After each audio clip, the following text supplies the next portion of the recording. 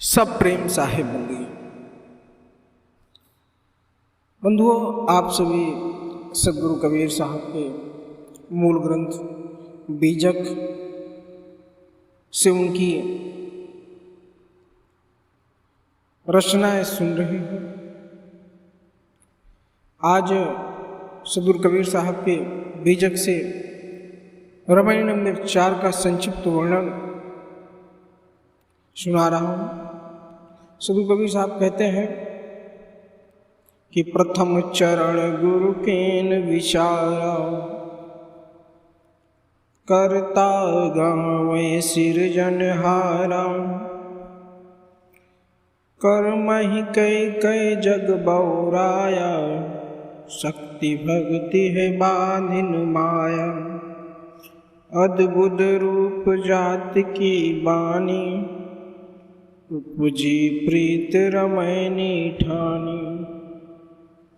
गुणी अनुगुणी अर्थ नहीं आया, बहुतक जने छीन नहीं पाया। जो चीन है ताको निर्मल अंगा, अनचाहुए नर भय पतंगा। सदगुरु कबीर साहब कहते हैं कि सबसे पहले गुरु जी अर्थात ब्रह्मा के विचार किया कि संसार का निर्माता कौन है, वह जानना चाहिए। उसकी प्राप्ति के लिए अनेक प्रकार के यज्ञ हवन पूजा सब कुछ कर डाला। आदमी संसार पागल हो गया। तब माया अर्थात शक्ति ने उन्हें भक्ति रूपी शक्ति में बांध दिया। अर्थात गुरुजनों ने वेद रचना से पहले ही काल्पनिक संसार के निर्माता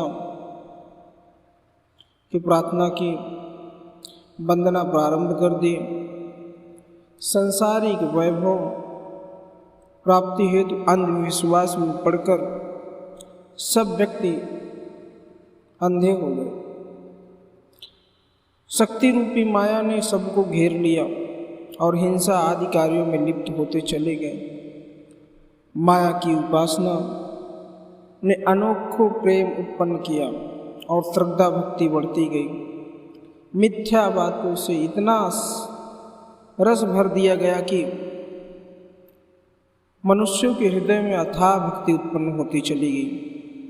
सब कल्पना में लीन होते गए, परंतु गूढ़ी अवगूढ़ी सृजनहार को नहीं समझ सके।